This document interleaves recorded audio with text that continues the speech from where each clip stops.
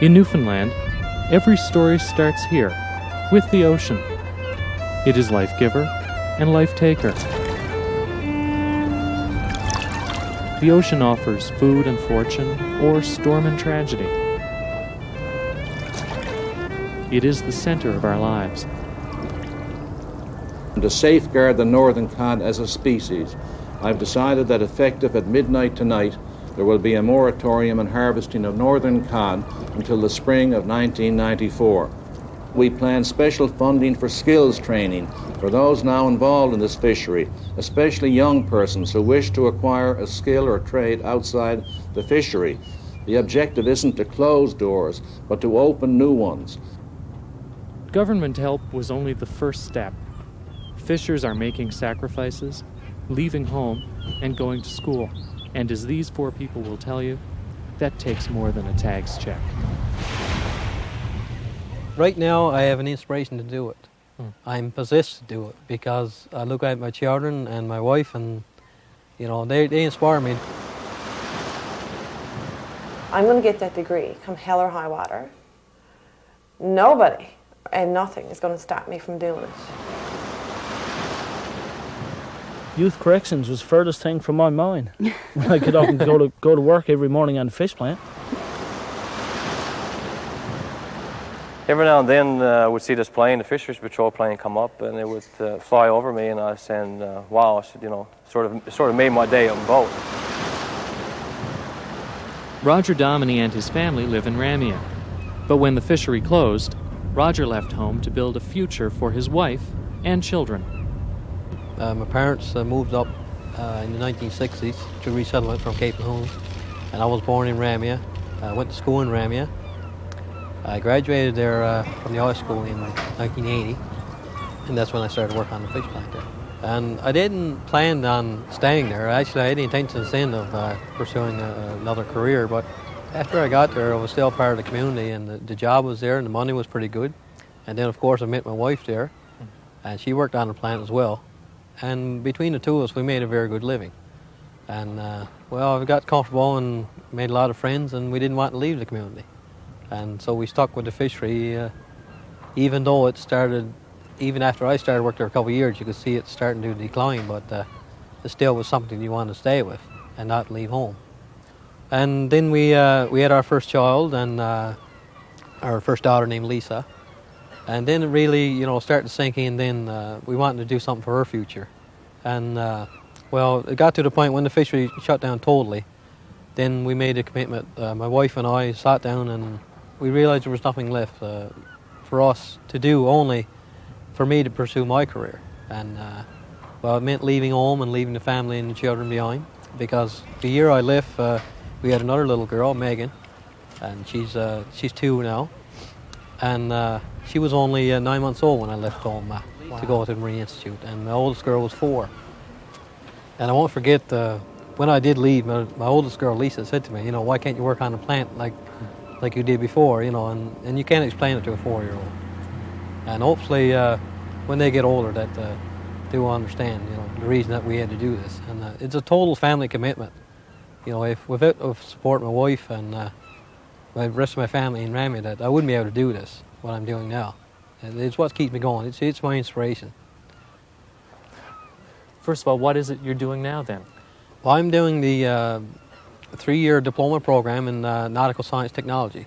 It's actually a 4-year diploma program because you have to do a mandatory 12 months sea time, work term, in order to write your Coast Guard exams. It's 12.5 nautical miles. Now you can come across. Yeah. 5. Okay, all your rulers, and you can read it from there. Read from there. Then we'll connect our 2 position points. I had my doubts if I could do it or not.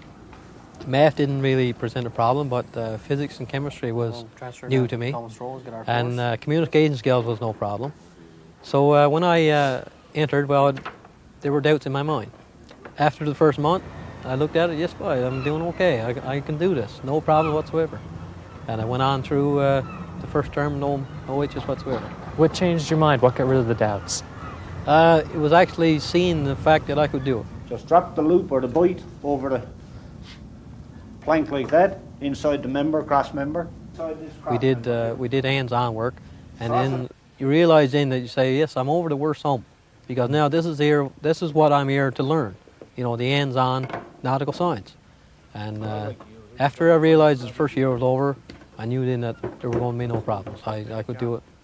You know, this is what I was interested in, and it stayed interesting, and it still is. You know, in the second year, you do all your different courses related to nautical science, and it's more interesting. Could you have done it without tags? Yes, I could have. Right now, I can look at it and say that I could have done it without tags. If we'd realized we didn't move the family in because we didn't think that we could afford to do it. But now, after looking back on it, I mean, for what money we paid out in tuition and what they pay my share of the rent, we're nowhere different off than if I came in on my own in the first place. The first year we had enough savings, and we had to close our RSP to do it. We paid it on our own. The second year, with no choice but student loan. And some people will say that tag recipients, well, they had everything covered and all this sort of thing, but for us, we've invested everything we've had. We've invested, except for our children's education funds. That's theirs and that's remaining there. But we've invested everything we own into this career opportunity, and hopefully it'll pay off. Right now, the real goal is the job. The real goal now is the job, yes, because we're so far in the hole, I guess you would call it, when we're finished, that we're going to need a job to pay off the bills, you know, and hopefully get back on our feet again. That's the bottom line. Right now, I have an inspiration to do it. I'm possessed to do it because I look at my children and my wife, and you know, they inspire me to do it. The worst difficulty, I think, is going home and have to leave again, because it does not get any easier. Each time we're home, we get there, we get used to one another again, both me and the wife and children. And right now, my youngest girl is only 2, going on 3, and she's starting to. I was home the past week, and she really appreciated me having her around, got attached to me, and then I had to leave again. The family outings are really what I miss the most. We don't get a really big lot of time, so the time I do get home, well, we try to spend as much together as we can. For me, we always lived there, and it's more or less a quiet community, and we're both like the quiet way of life, and it's good standard of living. But you know, as long as our standard of living stay the same, then hopefully we can continue living right here. The future of those little girls is the main thing. This is the main reason right here. We try to get a good footing for them. It's their education, and I'll get a good start in life. That's the main thing.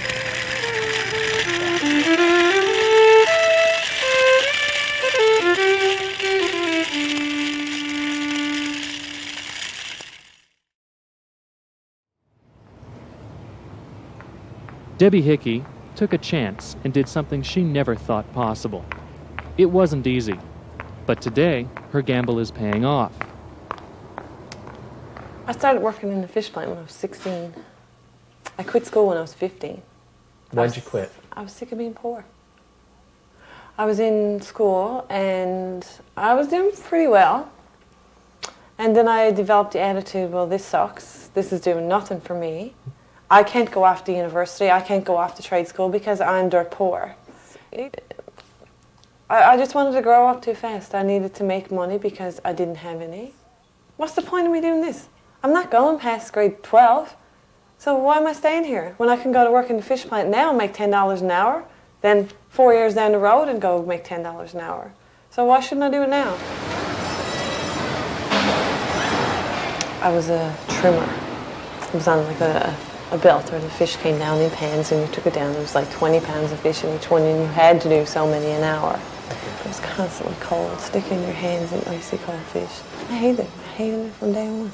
When I was 23, I was pregnant with my second child, and the fish plant was out of the question.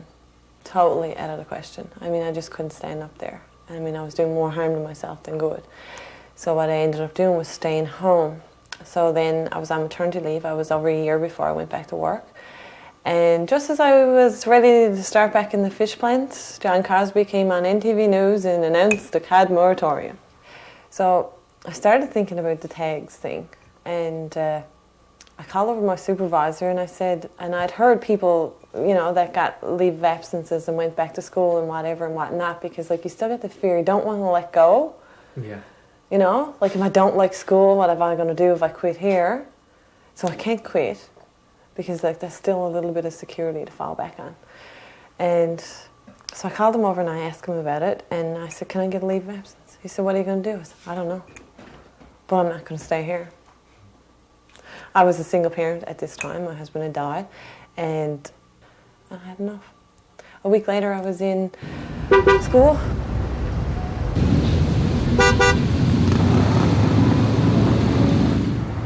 You walk up the street and nobody cares who you are. Like from home, you walk the street, everyone knows who you are, and everyone got a hello, and you say hello to anyone walking up the street, and they'll look at you like, nobody cares who you are or what you're doing. You just and the big buildings, and it was scary. My thought was like, you know, I can't stay here. I couldn't. I mean, this is not what I'm used to, and I don't want to be used to it. And I go home, and I did. For a whole weekend, and convinced myself to come back and face it again. And I walked the streets down here until I couldn't walk them anymore. I knew the names of every street downtown in a matter of 2 weeks. I walked into Cabot College not knowing anybody. I didn't know where to go, which line up to get in, where to register, where to pick up books. Who do I talk to? It was like a big maze. And the first day, it was funny. I met this woman. I couldn't write her name. She literally could not write her name. And I'm not saying it was a bad thing, but what am I doing here? I can write my name. I'm not stupid. I got so defensive. You know, like all these people were around me, like they had grade 5 and grade 6, and although I only had grade 8, what am I doing here? So this was in the adult basic education class? This was in the adult basic education. The following year, when I applied for university and walked through the door, now I thought Cabot College was big. I walked into university, a little town of its own with a population of about 10,000 people. And I got introduced to a society at university called Student Parents at Mine, SPAM for short. And I walked in the door, and the rest is history. It was like so easy. Like here I was trying to be so independent and doing this all on my own and whatnot, and it just can't be done. It cannot be done. They were your support. They were my support. They were the base. I mean, if I had not met those people, I would not be in university today. When the questions went out, it's like if you subscribe to a magazine, right? In May, you're not going to. You know, I'm doing something I never thought I'd do. You weren't subscribing in April. I honestly never thought that I would ever walk through the doors of university. Me, a university student, never thought it was possible. You know, me, came from Reynolds Cove. But if I were to start now, I don't think I would. I don't think I'd have the I don't think I'd have the give, like the go, the ammunition, whatever, like just to get it started. You know, because like you're going and you're trying to deal with exams and youngsters, and then all of a sudden this politician gets on TV. We're going to take something else now because it looks like you have it so easy. I got a mixed feeling about the TAGS program. It did help me get started and gave me the opportunity to leave the fish plant and go to school. But now that I'm halfway through, I'm out in the cold. I signed a paper and said, yes, I'll get out of the fishery. You pay for my education, I'll get out of the fishery. And I got out of the fishery and into a whole lot of debt with student loans and not getting what I was promised. You know, I feel like I've been cheated, but on the other hand, it doesn't matter because I'm going to do it anyway. You know, it took a lot for me to get up off my ass and do this, and I can't stop now. There's nothing to go back to. And so I just got to keep going ahead. I'm going to get that degree, come hell or high water. Nobody and nothing is going to stop me from doing it. It's mine. I mean, like, you know, I'm going to have a university degree, something that I never, ever thought I'd have. And there's no stopping me.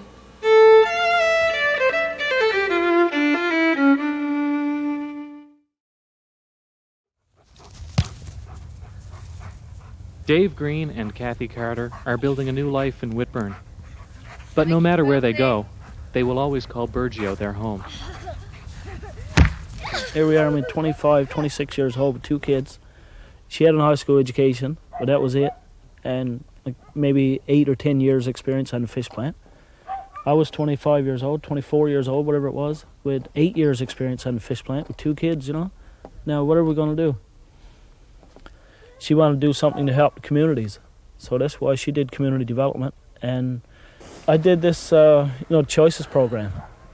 And it came out to either conservation officer or security corrections work.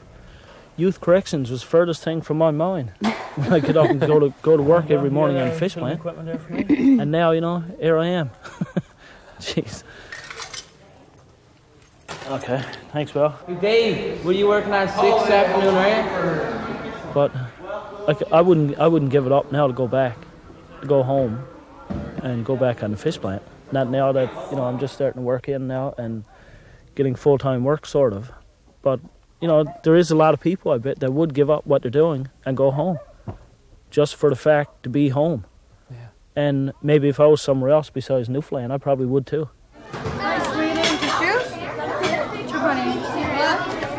Pan toast, right? Right now I'm a volunteer firette. We started that organization in October, and I am involved in a breakfast program that's also organized by the firettes. The elementary school approached us about kids going to school that were hungry. So we decided to take on that project, and now twice a week we go down and we feed the kids breakfast for a quarter, 50 cents, or whatever they can afford to pay. They don't have to pay anything. It's just we provide them with a good breakfast so that they can learn, hopefully, because you can't learn on an empty stomach. You're thinking about how hungry you are instead of on your studies. We're faster than McDonald's. That is community development, and that is what I like to do. I guess, you know, you look around and you can say, like, well, this is home, but it's not. Like, I mean, we're renting here.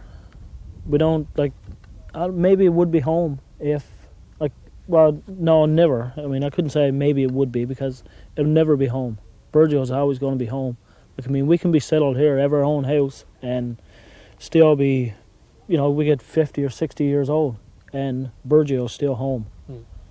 But, I mean, we can do, you know, make it as enjoyable as possible while we're here and do as much as possible to help. All right, now go. Now you can. Stay outside the road. But I just look around and I say, you know, well, I'm still in Newfoundland. And I'm lucky enough to be working in Newfoundland. This is where I want to be, small town Newfoundland. And I mean, whatever town it's going to be, I don't really care. As long as I can put on my address, whatever, P.O. Box, wherever, Newfoundland.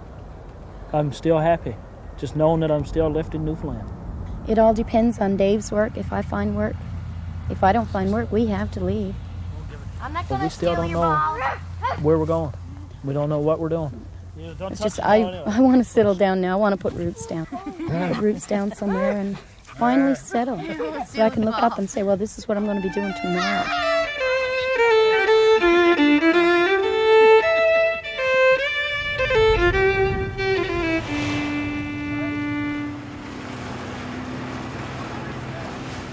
I was a deckhand on the boat, the Nain banker, pretty much fishing for cod and turbot mostly. Pretty much out there 10, 12 days straight. And after a spell, we sort of get to you. But every now and then we'd see this plane, the Fisheries Patrol plane, come up, and it would fly over me, and I was saying, wow, you know, sort of made my day on boat, right? So I was imagining if I get in the cockpit of the thing and start flying it. So pretty much set a goal for myself and continue from there, and I pursued in my goal and made it. Yeah, more or less shuttle the airplane. We're going to take them flying. Today, Kirby Short pilots that patrol plane. It is his way of giving something back to the fishery. As we fly by him, we'll get the number, the name, and we'll put it in the database. And if he's in violation, we'll ask you to come back around again, take photographs, and we'll carry on with our normal violation procedures. Okay, sounds good. Describe your work today for me. Today, involved in a few different things, such as fisheries patrol, surveillance, which I enjoy very much, and do medevacs, and mostly in Newfoundland, and charters. So pretty much a pretty diverse operation, doing 3 or 4 different things. Okay, 9 buses. What's the main source of power in this aircraft? And I'm an instructor, a ground school instructor for the King Air operation with Provincial Airlines, and sort of that keeps that is a challenge in itself also, because you got to come in the classroom and you got to teach, go through 3 or 4 days of teaching of this aircraft, which okay, and obviously we got one on each side. Like I said, keeps you on your toes. I used my fishing money, which I sold up, to start my flying, and obviously. Yeah, when you get into aviation, it's not very cheap, so it ran me into a lot of money. Started my private license, and got around 100 hours after that, and I ran out of money, so I had to go back into the fishery again for another 3 years. You were learning to fly long before the fishery was falling apart. Exactly. Yeah. Why'd you do that? Well, thinking eventually. Like I say, the fish is not so plentiful anymore now, so that even gave me that more of a hedge to continue in the aviation career, because I know that eventually there's not going to be enough fish in the ocean for everybody, so I sort of pursued my dream and continued with the aviation. The opportunity came up, and I got a phone call and asked me if I was interested in doing the surveillance program, and never even hesitated. Like, by the time this guy finished, I said yes, I want to do it, because it feels like you're out there helping try to control the problems that we're having in Newfoundland. Right now, I'm pretty satisfied where I'm doing the surveillance program, and it makes me happy just to get up every morning and look forward to get aboard an airplane and do what I love doing. Although the closing of the fishery is only a temporary measure, it has forever changed the people who live here. Like many generations before, Newfoundlanders are toiling in the face of adversity, this time with a new hope and a new dream.